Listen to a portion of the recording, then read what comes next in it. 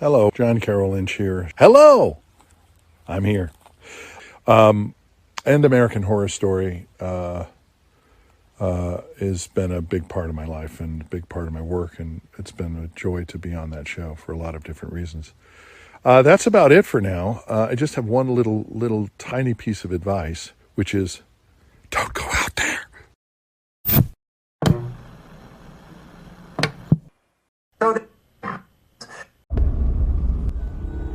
They've conquered the big screen. Now, get ready for the spin-off sure to send chills down your spine. It's Nico, Brian, Mike, and Dustin in Don't Go Out There, the series. Welcome back, everybody, to DGOT, the series. We really appreciate y'all listening. We hope y'all have been enjoying these series reviews. I know we have. It's been a lot of fun. Just want to give a quick shout out to our website, don'tgoouthere.com. Everything about our podcast is on the website. All of our episodes and interviews, if you want to check those out. We've done some incredible interviews in the past. Go check them out there in a specific tab by themselves so you don't have to scroll through hundreds of episodes on Apple or Spotify, etc. We also have our store if you want to grab a shirt, a mouse pad, a hat, all that good stuff. We'd love to see your pictures, rep your favorite podcast. And Shan's Etsy page is also attached if you want to grab a tumbler. All of our social media links are on there as well. Facebook, Twitter, Instagram, YouTube, TikTok. Like us, subscribe us, follow us, all that good stuff. And the last thing I want to shout out on our website is our Patreon. We call it Blood Donors. We have the traditional monthly reoccurring kind. If you want to support us, help us pay the bills, as we say. Or if there's a movie you want us to review, that option is available as well.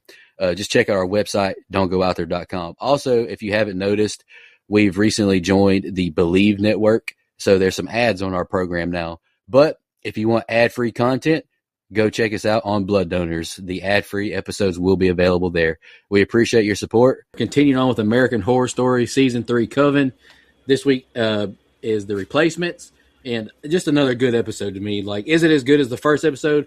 I don't think so. The first one is still the best to me so far, but I've liked all 3 episodes. I just love the cast. I love the story it's telling, and I like how the way it's fleshing out. Brian, what do you think? The Replacements, man, I watched the Keanu Reeves movie. I was way off on this. That is such a good movie. But, dude, this episode was wild. Come on down to AHS Coven episode 3, because we've got murder, we've got mother and son incest, and in case you were feeling a little incomplete on the evening, we've got the ever-popular Minotaur versus Fat Girl sex. This is outrageous. In all seriousness, though, it was a very up and down episode for me because not talking about the aforementioned stuff, but there was some bad in here, in my opinion. Some pacing a little bit seemed off in a few scenes I feel like could have been cut. But the wildness of the rest of it kind of made me forget about the bad, if that makes sense. And I honestly agree with Mike in his when he was talking about the other episodes so far, in the sense that, agree. So far, I'm actually more drawn to the stories with all the older characters, where this almost seems like a series sequel to a series that I'd love to see, if that makes sense. So, I want to see more of the whole Fiona, Delphine, Mary Laveau, and, now we're adding Christine Ebersole into the mix as Anna Lee. I mean, I want to see some more of that. Anyway, it was a wild ride this episode. I feel the range of emotions for sure. Also, is it weird that Jessica Lange is so damn good in this that she's my favorite character? And that's why I'm not a writer, I guess, because I would honestly just have her win. So I guess I'm holding on to that. Maybe HS will come through for me. Yeah, I mean, I think we're kind of in the same boat here, Brian. This episode had me on a wave, and I was riding. It was bumpy, right? And I mean that in a good way. I went through the range of emotions in this episode, in the sense that there's stuff I'm like, a new character. I'm not really feeling an introduction of another modern day character. I'm still drawn to the older, characters and what those stories are. But then they kind of get me by the end. They get me with finally making them all intertwine with each other, right? With Madison and Fiona. And you mentioned it. Fiona in this episode becomes my favorite character. Hands down, she's the most interesting. The acting is phenomenal. The way that they write that character is freaking great. So to me, this kind of felt like the Fiona episode that I've been wanting. Like, okay, now I know, one, that she's a bitch, why she's a bitch, and I fucking love it. So that's kind of my takeaway from the episode. You know, there's a lot of wild stuff in here, man. Like, this felt like wild for wild's sake. Not necessarily, I don't mean that negatively. It may sound that way. But there's just some crazy shit that happens in this episode. One thing I do want to say is you mentioned Minotaur sex with Queenie. Listen, I'm just glad they finally gave her character something to do in this episode. And the interaction with her and Kathy Bates is comedy gold that I need to keep seeing. I hope they're not done interacting because that's funny stuff. So I kind of agree with all of you. Nico, I agree that this episode, the first episode is the best episode so far, or at least my favorite, just the way it hooked me and reeled me in. But there's a lot of good in this episode too. The story is just getting so complex that you can't wait to see, which direction they take it. But also, I do think there's some stuff that's unnecessary. Like, I don't know. I think you could have went a different route with Kyle and his mom, other than having them be those videos that we've seen on certain websites before. Yeah, I've got that too. I completely agree. And I agree also, Jessica Lange is phenomenal. I can't say that she's my favorite character because she's very compelling and she's acting very, top-notch acting from her to portray Fiona. She's also got some Mitch McConnell in her, man. You got to know when to let go and let someone else do the job. You can't be supreme forever. So it's interesting to see how that's going to play out. I've seen this series or this season before, but it's been a long time. But if you're watching it for the first time, you're genuinely curious, like, oh my God, she's going to kill Madison. So there's a lot of intrigue built into this episode and a lot of excitement going forward. And there's a lot with the mythos that, since I haven't seen it, I don't understand yet. Like, about the powers transferring and all that. And I'm just going to ask, I don't want any spoilers, but does that get explained?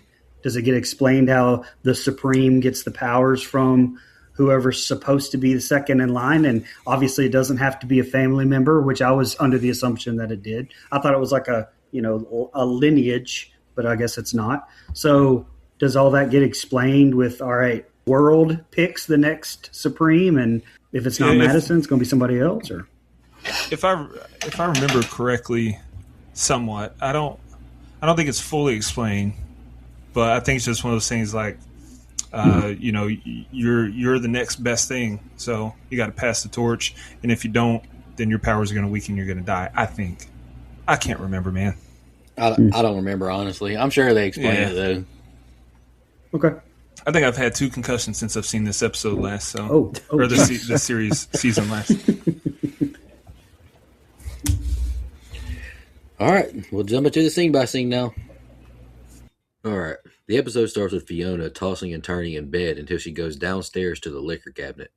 She pours a drink until we flash back to 1971. Anna Lee and she chat about her becoming the Supreme. Fiona is taught what it requires to become the Supreme. Gifts don't get you there. Anna Lee asks Fiona if she wants to see her powers, but Fiona calls her weak. Lee smacks Fiona out of anger and says she'll never take on the throne until Fiona slashes her throat. Fiona stares at Lee's portrait and asks Spaulding, "What's the problem? Cat got your tongue?"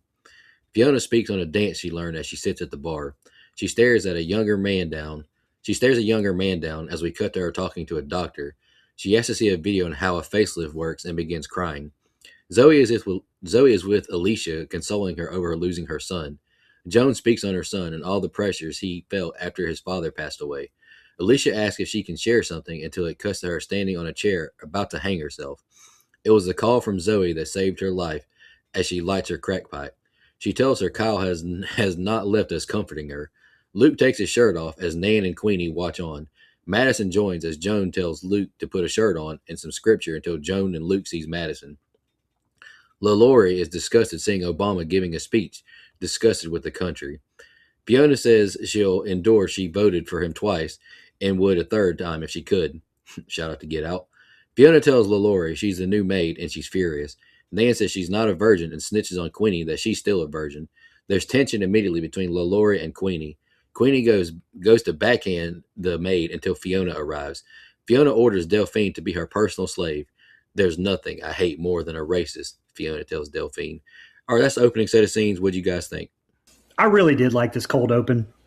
The dialogue I didn't think was written great, but Christine Ebersole is another she's a fucking Emmy-winning legend in this cast of just juggernauts.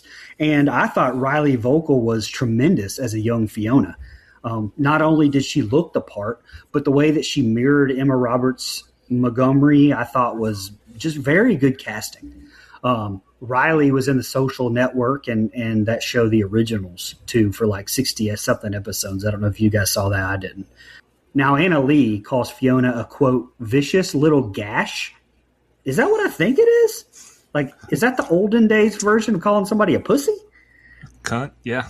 Yeah, okay, because, yeah. I don't know. I heard that, and I was like, whoa, wait a minute. What did she call her? Kyle's mom popped on the screen, and I was like, oh, it's Meredith's mom's from Grey's Anatomy. And then I immediately hated myself for knowing that. So I wanted to confess that here, too, and I'll touch on it again when we do that scene, and you touched on it, Dustin, but I think this grieving mother stuff was enough. And admittedly, I don't know where it goes after this and if it will explore more, I don't know, psychological issues or whatever with Kyle. But as of episode 3 here, I felt like that was enough, and I didn't think we needed what we got later either. But like I said, I'll get into that too. And last thing, I busted out laughing when we cut to Delphine in the room watching TV and she's crying and we don't know why. And then it showed Obama on the screen. Like I immediately knew where we were going and I fucking died laughing. Now, critiquing wise, the way that the table scene with Queenie and Delphine was shot, I hated it. It was that fisheye weird camera lens that, to me, it just didn't add anything. And I felt like it was just out of place, if I'm being honest. It didn't feel like the scene for that, if that makes sense. That's all I have. All right. So I like the throwback to Fiona asking the old Supreme about her becoming Supreme. But at the same time, I don't. Like, I've been critical of flashbacks that we didn't ask for in previous shows, previous series. It's just not crucial. I don't think that we see this. But it's cool. It's well done. And the actress looked enough like a young Jessica Lange where it's believable. I thought that was great casting there. It's also cool seeing Richie's mom, Regina Rich, a.k.a. Governor Tracy from Black Sheep here. Shout out to Christine Ebersole. A lot of depth added to Fiona in the early going here. She's so afraid of aging, and her shedding tears at the surgeon's office almost made me forget that she's evil. Delphine learning about racial equality, that was so good. But it wasn't enough. Fiona should have turned on a Michael Jordan or Tavon Austin highlights and blew her mind completely. I did like her last line, though. Nothing I hate more than a racist. Amen, sister. Solid opening. Misty Day is singing more Stevie Nicks in bed with Kyle. You can't be your best self until you find your tribe. I'm still looking for mine. Zoe arrives and Misty hops out of bed to show her Kyle's condition. Zoe asks Kyle if he remembers her, and he reaches out and caresses her hair. Zoe says she has to take him home. His mother is a wreck. Misty is very upset about his leaving, and she asks her to stay for dinner. She says another time but promises. Zoe helps Kyle up, but he can't walk too good. Misty grabs him, saying he isn't ready, saying they're connected until he hits her. Misty weeps, saying Zoe won't come back to visit, and starts dancing. Nan and Madison visit next door with a cake in hopes of getting laid for Madison. She's very direct about what she wants, and he shows more attention to Nan. Joan says it's time for them to go to Bible study, and Madison says it's all a crock of shit. Madison uses her powers to toss the knife into the wall, and she kicks them both out. Madison sets the curtains on fire, pissed as she leaves. Cordelia is talking to the doctor, frustrated she still isn't pregnant. Doctor tells her that her blood work shows a problem. Fiona is told she can't get surgery either due to her blood work. Cordelia is told she can't have a baby, and she's devastated. Kyle is brought to his house, and Zoe helps him out of the car and walk up to the house. Alicia screams and weeps, seeing her son, and hugs him. Kyle looks at Zoe with a terrified look as they enter the house. Fiona meets Joan Ramsey, who brings her a Bible as they meet. She expresses her concern with Luke and her safety, and Fiona calls them hypocrites. Joan threatens to call the police if it happens again. Madison says she conjured the devil to start the fire, and Jones says to stay away in Jesus' name. Fiona calls for Madison and asks for a light. She uses her powers to light the cigarette and is told, well done. Come here and let's talk, she tells her. All right, that's the next set of scenes. What do you think, Brian? I don't remember if I said this or not, but the soundtrack to this was phenomenal. James Levine knocked it out of the park this season. And after I watch an episode, I keep humming that little aspect of it. A 10 out of 10, I think.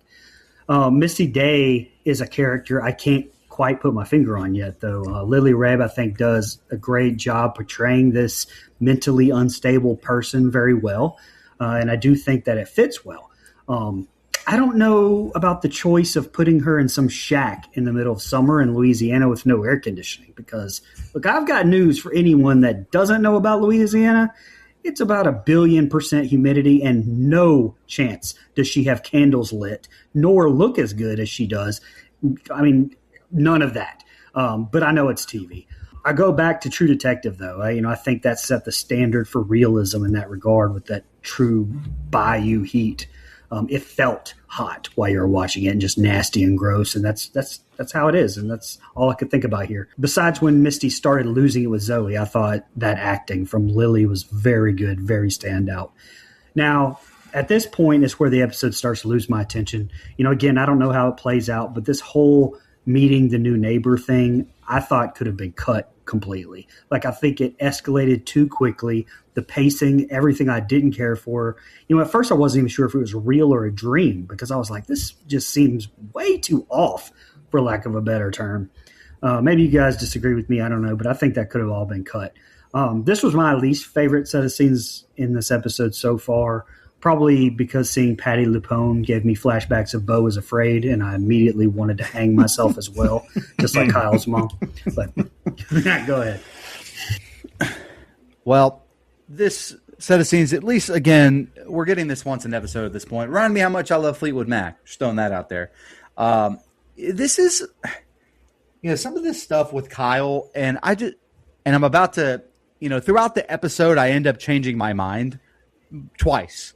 I don't care about this shit with Kyle, then I do care about this stuff with Kyle, then I don't care again. And so it becomes, it's like I'm invested, but I'm not really invested. Like I've beat this dead horse a ton, so I don't have to do it again. But, Zoe walks in and basically just takes Kyle from Missy. That was kind of fucked, I thought. Seemed like I would have rather stayed and jammed out to some Stevie Nicks myself. I don't know what Dahmer is smoking.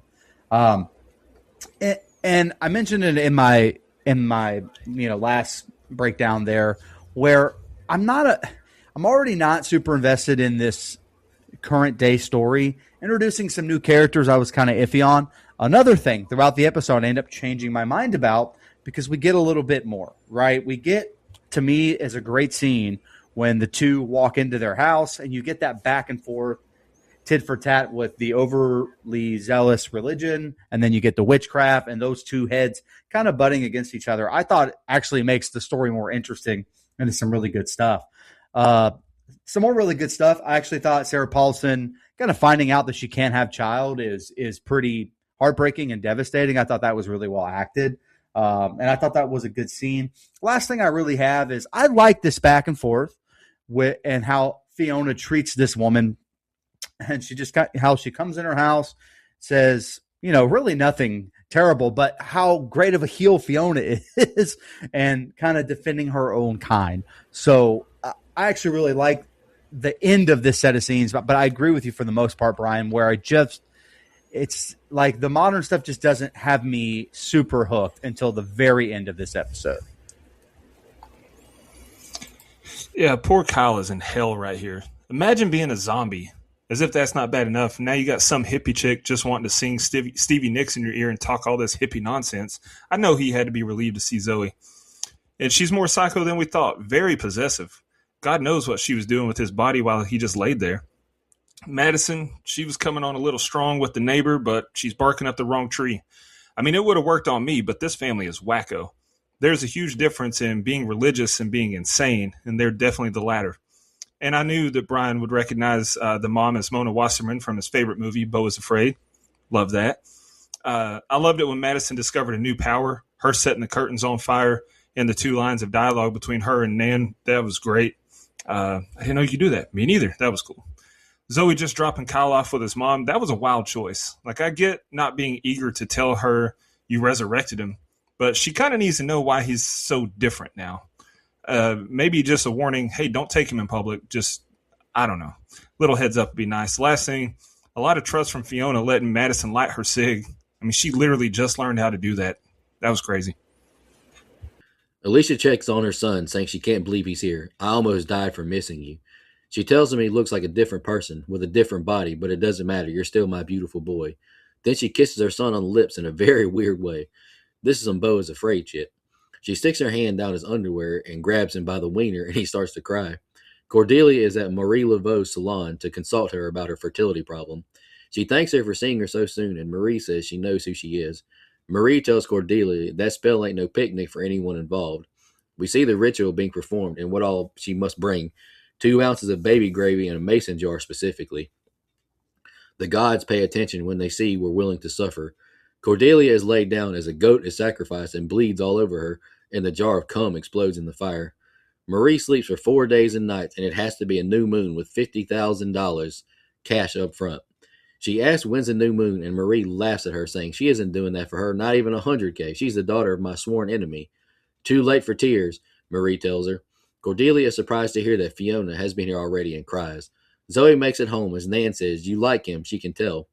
Nan says she doesn't like hearing everyone's thoughts all the time and puts on giant headphones. Zoe gets a call from Alicia that Kyle's back, except it's not him, and says she'll be over soon. Fiona and Madison are out brunching, and she asks her if she's always known she's special. She calls her mom a selfish bitch, and Fiona says she was too and regrets it. It's too late to make up for it. Madison asks Fiona to teach her all she knows. Madison uses her powers to make a stranger feel safe in the middle of the street who almost gets hit. Queenie has LaLaurie cooking for her and requests peach cobbler for dessert. LaLaurie tells Queenie to look for a new doctor as she hears something outside. A Minotaur charges the window and she panics, locking the doors. Queenie looks outside, seeing LaLaurie's old houseboy, and she reveals who she really is. All right, Brian, that's the next set of scenes, and the next set is the ending. What'd you think? Okay. We've talked about it twice now. Here's a third time because here it is. But was the incest thing necessary? I don't think so. Again, all I know is this episode. But couldn't you just be, bringing someone back from the dead with evil magic causes them to act too much on impulse and just kill someone like we've seen a million times in movies? Why? What did having him being a victim of this incestuous rape by his mother do for the story? I don't know. I mean, regardless, it's in there. There was definitely that shock factor because I verbally said out loud, what the fuck? For the first of 2 times this episode. I thought it was wild writing. I'm also not so invested in Sarah Paulson's character really in the pregnancy subplot just yet. But with that, I mean, I do know that it's episode 3, so we're still seeing where all that's going. And do we actually ever see any teaching in the school? Like, it's kind of seems more like a boarding house than a teaching school. Like, at least the X-Men, Professor X teaches them. But it's just, it kind of seems like they all just do whatever they want and go wherever they want. But it doesn't feel like a coven of witches yet, I guess, to me. Again, I'm just kind of saying my feelings out loud as I go through all of this for the first time. The last thing I'll say, it doesn't mean anything, but Angela Bassett continues to absolutely kill it as Marie Laveau. I mean, not much else to say with that besides that she just steals every scene that she's been in.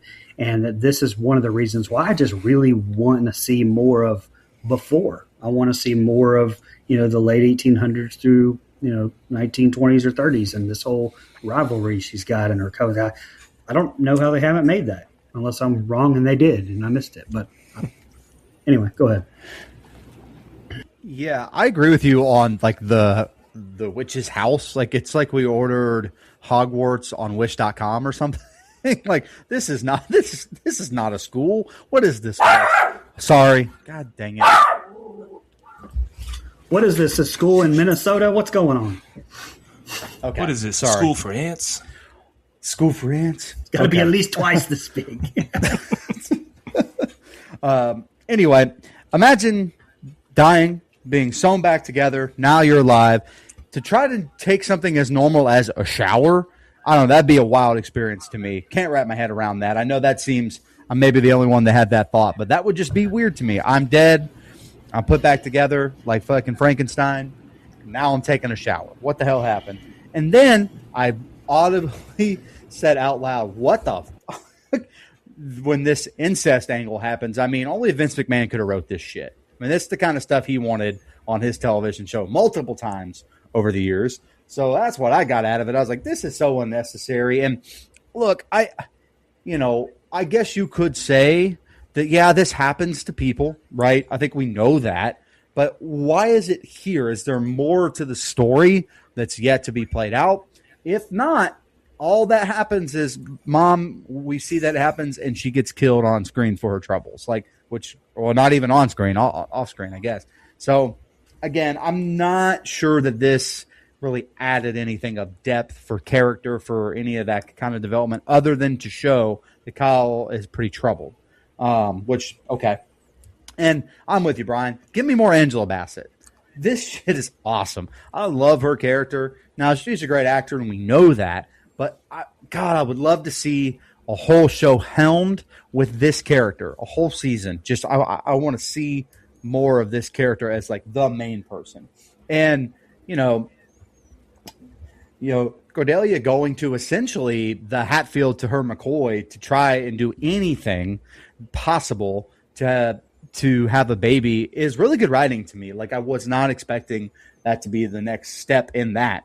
And so I will say I'm just more invested in these older characters because of it. And $50,000 for a fertility spell that may or may not work is some freaking highway robbery right there, man. That is not something I would do. And hey, to be fair, 100%, she said. 100%. That's what she said.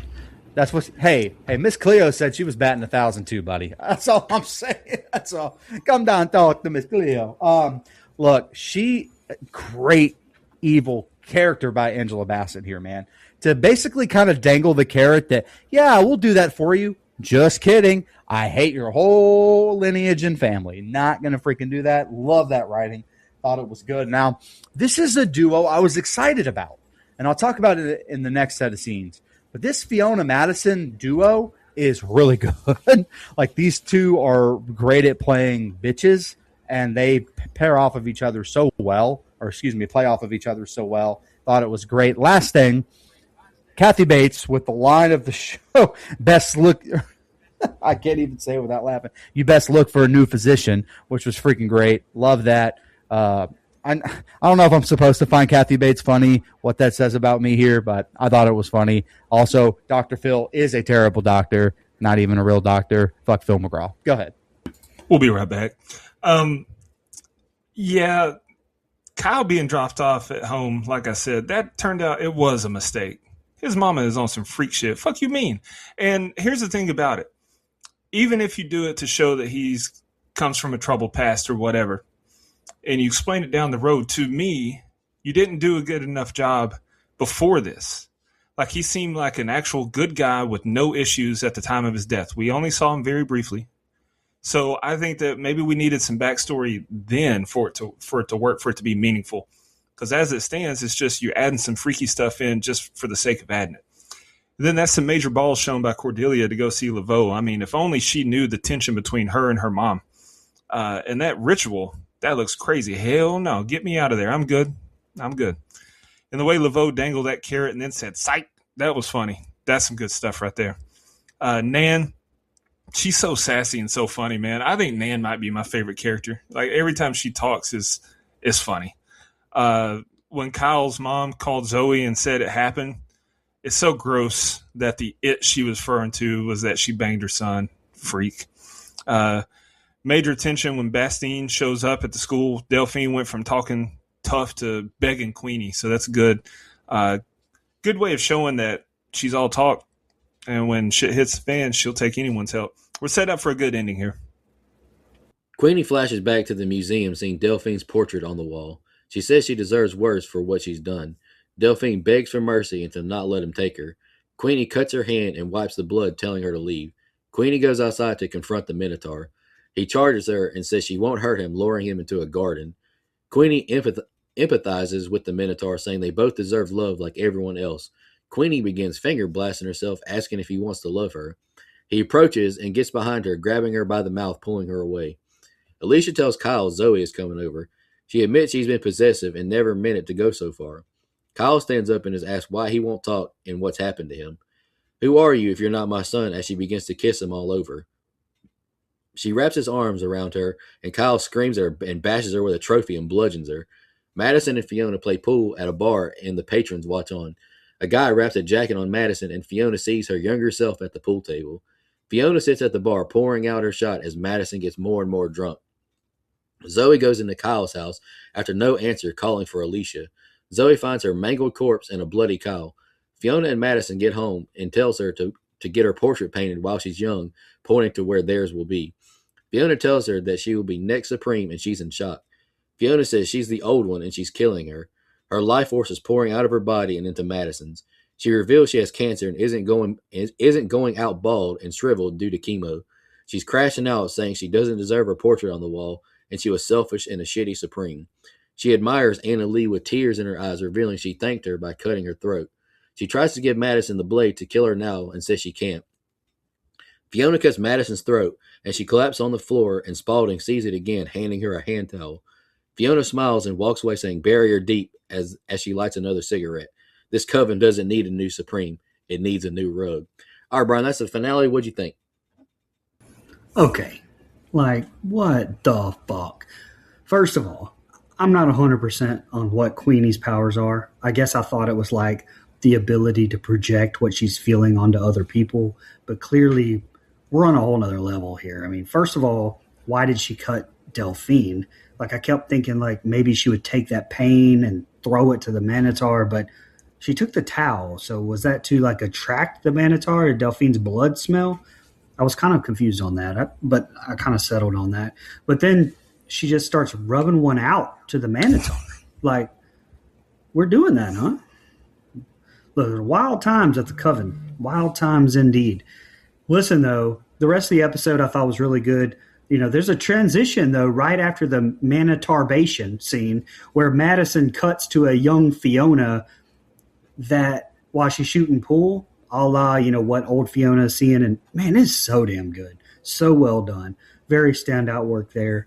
I was shocked that Madison bit the dust here, but with the way this episode went, it seems like everything is on the table here. So I'm kind of ready to see where this goes because I'm thinking, wow, you know, a lot of shit's going on, but it's only 3 episodes in and we have 10 left. So, yeah, I'm in. Yeah. You know, like I said in my open, I'm glad they're finally giving Queenie something to do. She's kind of felt like more of a bit role player in this whole thing. So having her given a main story, I think, is good. Now, what they give her to do is not something that I'm like super interested in. I mean, this is like what, a weird masturbation scene with a half man, half beast. Something's going on there. What the hell is this thing? You know, Kyle rightfully kills his own mom. If you watch South Park, you know Kyle's mom's a bitch, so totally fine with Kyle killing his mom here because she deserves it. Like Dustin said, weirdo. Fucking weirdo. I've already mentioned it, but this basically montage that we get with, or this scene, long run-on scene with Madison and Fiona, I think is great. It's why I have mixed feelings about how this episode ends, because I think they play off of each other so well. These are two, man, this is like a dastardly evil tag team that I'd love to see just more as their characters evolve, for sure. And I kind of said it, maybe in episode 1, but Zoe just feels kind of boring for me. Maybe that's the point. And all the zany, crazy shit that we get in this episode that they pack in, which I'll talk about in a second, Zoe just seems kind of blah in there to me. I just don't care enough about the Kyle stuff.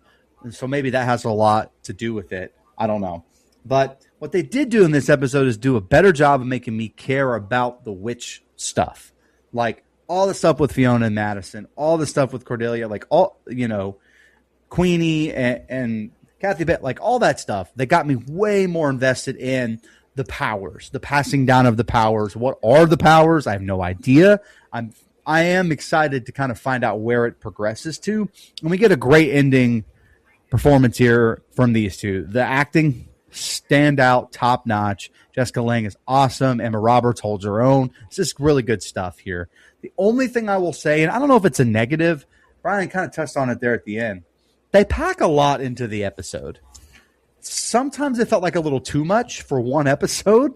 That's hard to complain about, though, because some episodes are boring and don't have anything. At least they are making me entertained. But I left more confused than anything else. But not in a bad way. I am excited to see where it goes. Yeah, I loved it when Queenie cut Delphine so nonchalantly. That was precious. But no, I get what you're saying, Brian. She's a human voodoo doll. Like she said that in the first episode. So her cutting Delphine instead of cutting herself, I don't know. Maybe it's just for convenience sake. You don't want to cause an injury to yourself. You don't have to if she's within arm's reach. But then things got real freaky. I mean, what kind of ritual was that, Queenie? Like you mentioned, she took the blood out there to lure the Minotaur and then started rubbing it on her cooter cat. No, I'm cool. Kyle's mom acting like a jealous girlfriend over her son was so disturbing. Just some gross stuff in that whole scene. I'm glad Kyle did what he did. I feel like Dave Chappelle when he's playing Mace Windu. He said, yes, they deserve to die, and I hope they burn in hell. When Madison and Fiona went to the bar, all I could think of is how perfect that would be for me and Nico. One for each of us. I'd hit on Madison while Fiona is more his speed. I mean, that is just perfect. Great use of camera angles when Zoe arrived at Kyle's house to let us know that it's not all happy vibes. And Kyle's reveal was great. Really good stuff when Fiona told Madison she's the next Supreme, and great tension when Fiona says Madison is the reason she's dying. Then the tension as she begged Madison to kill her and accidentally slit her throat. Holy cannoli. What a way to end the episode. And it's a shame what happened to that rug. Really tied the room together, man. This is another good episode with more layers than an onion, an ogre, or a parfait. Lord Jesus. You like parfaits? Man, parfait's delicious. You ever meet someone and say they don't like parfaits? Good point. Parfaits might be the most delicious thing on the whole damn planet. Shout Shrek. Oh, I didn't know you were going with that. Oh, that whole thing was, that's why I said ogre, parfait, or onion. That whole thing was Shrek. I've never seen Shrek. Oh. Are you kidding? What? You've never seen Shrek? No. Y'all got any final thoughts on American Horror Story episode 3? Yeah, watch. I have a lot of yeah, thoughts watch right Shrek. Watch Shrek, you weirdo. Dude, Shrek is objectively. That's an adult. It's rated PG or PG-13. Wait a minute. You just said I'm not a kid. Dude, you rewatch Hocus Pocus every year. What's the difference? And there's no correlation, but go ahead. Here's a correlation. I don't know if you ended up going to see it or not, but this man was telling me he's going to go see the Sheep Detectives. You're going to tell me you're going to watch the Sheep Detectives? I did not go see it. All right, but I didn't go see it. I hope you didn't avoid it on my account because I was giving you hell about it. But to say you're not going to watch Shrek because it's a kid's movie, but Sheep Detectives intrigued you, send the flood. What is happening? We do need some rain. But anyway, you got any final thoughts? No. I don't. We appreciate everyone tuning in. It's been fun. Sleep well, Madison. All right, y'all. I just want to say thanks for listening. You know, if you haven't, don't forget to hit subscribe. Leave us a 5-star rating. Write us a good review. You can find us on Apple, Spotify, Amazon, YouTube, wherever you get your podcast at. Apple, leave us a good review. That's where we get most of our traction. We really appreciate y'all for tuning in. Follow us on TikTok, Instagram, all that good stuff. Thank you so much, everybody. I'll see you next week. And in the meantime, take care of yourself. Just want to remind everybody,